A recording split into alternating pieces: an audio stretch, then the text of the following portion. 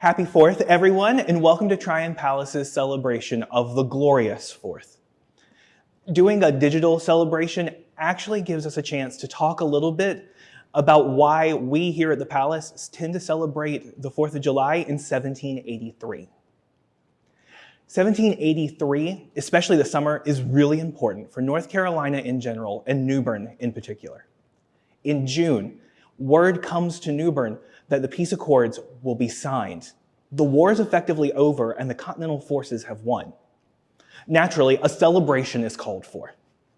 We know that in New Bern, we celebrate by firing some guns, having a barbecue, sharing rum from a common cup, having a bonfire, and a few fistfights. So nothing's really changed all that much. We know how we celebrated because it was recorded by a visitor in New Bern. In 1783, a Venezuelan visitor named Francisco de Miranda comes and makes New Bern his first stop on the tour of the new United States of America. His experience in this new country will later help inspire him to become one of the fathers of Venezuelan independence. Also in 1783, our state governor, Alexander Martin, no relationship to Governor Josiah Martin, who lived here in the palace during the colonial period, makes the first declaration of any of the 13 governors that 4th of July will be an official state observance. We have the first official celebration of 4th of July as a state holiday.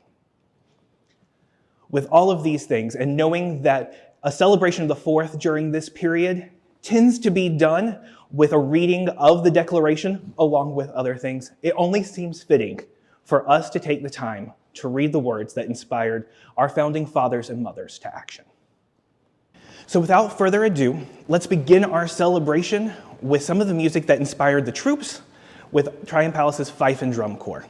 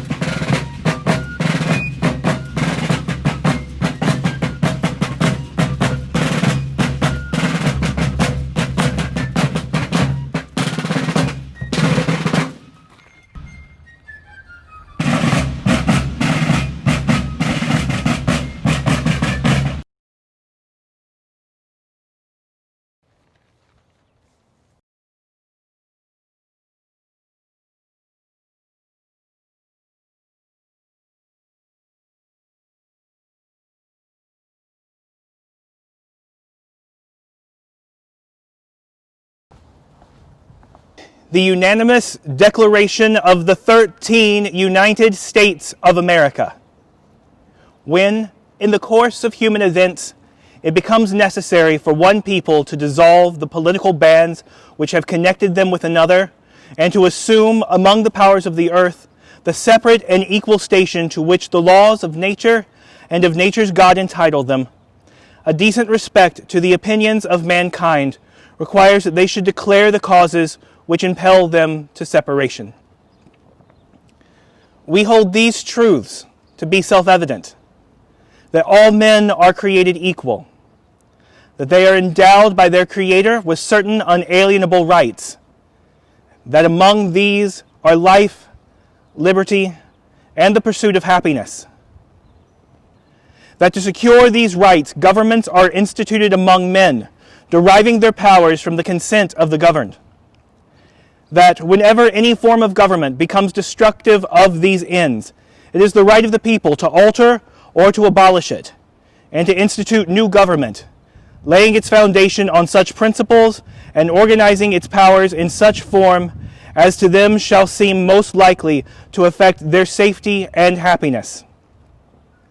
Prudence indeed will dictate that governments long established should not be changed for light and transient causes, and accordingly all experience has shown that mankind are more disposed to suffer while evils are sufferable than to right themselves by abolishing the forms to which they are accustomed.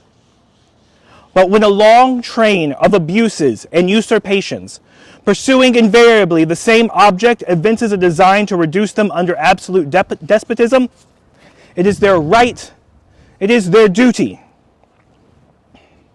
to throw off such government and to provide new guards for their future security.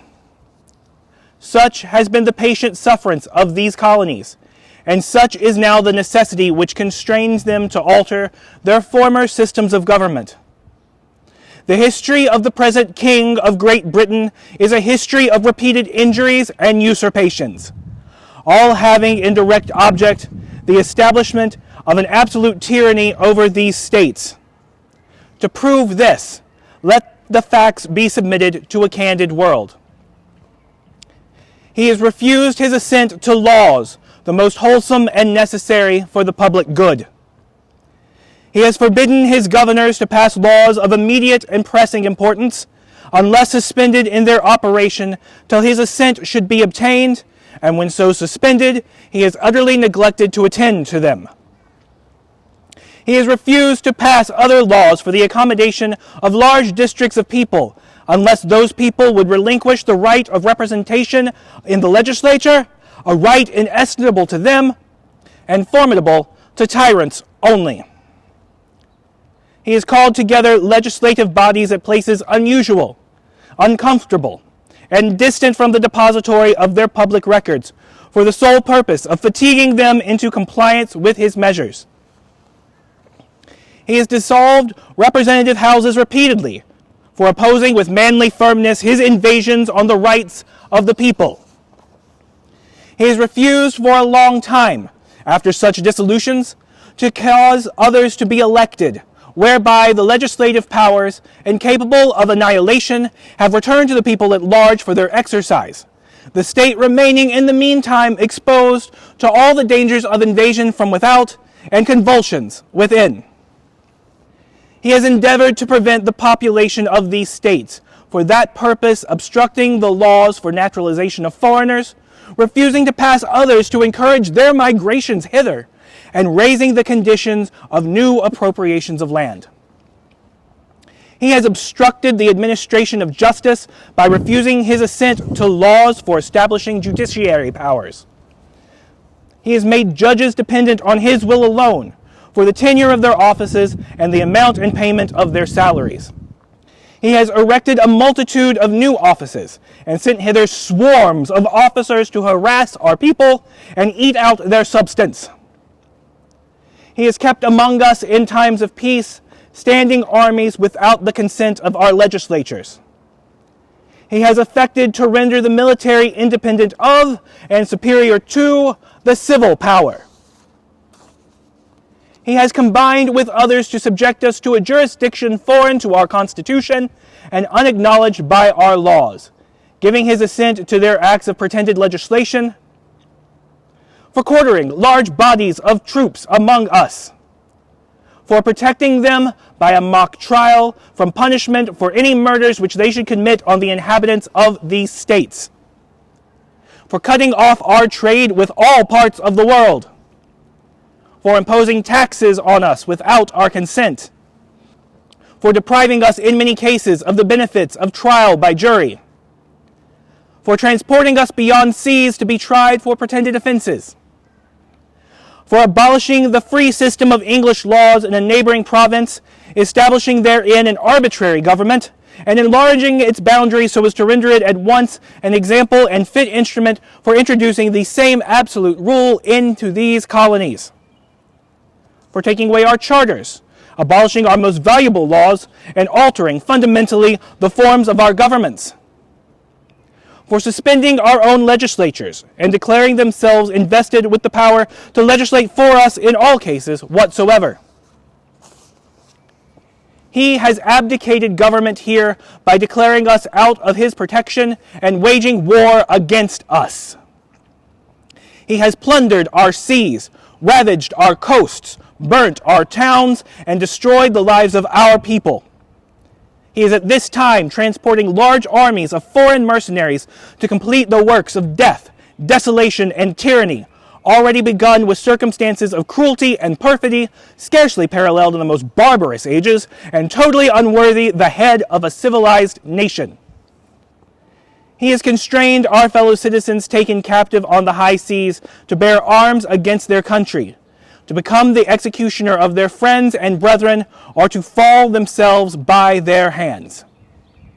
He has excited domestic insurrections among us, and has endeavored to bring on the inhabitants of our frontiers the merciless Indian savages, whose known rule of warfare is an undistinguished destruction of all ages, sexes, and conditions. In every stage of these oppressions, we have petitioned for redress in the most humble terms. Our repeated petitions have been answered only by repeated injury. A prince whose character is thus marked by every act which may define a tyrant is unfit to be the ruler of a free people. Nor have we been wanting in attentions to our British brethren. We have warned them from time to time of attempts by their legislature to extend an unwarrantable jurisdiction over us. We have reminded them of the circumstances of our emigration and settlement here. We have appealed to their native justice and magnanimity, and we have conjured them by the ties of our common kindred to disavow these usurpations, which would inevitably interrupt our connections and correspondence. They too have been deaf to the voice of justice and of consanguinity. We must, therefore, acquiesce in the necessity which denounces our separation and hold them, as we hold the rest of mankind, enemies in war, in peace, friends.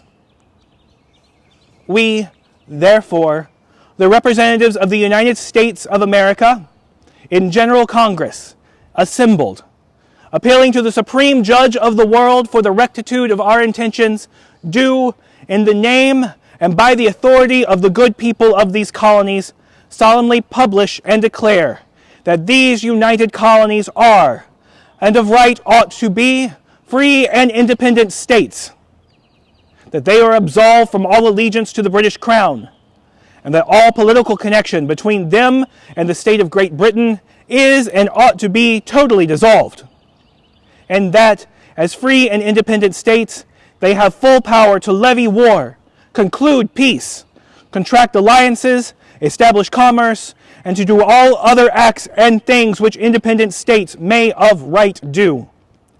And for the support of this declaration, with a firm reliance on the protection of divine providence, we mutually pledge to each other our lives, our fortunes, and our sacred honor.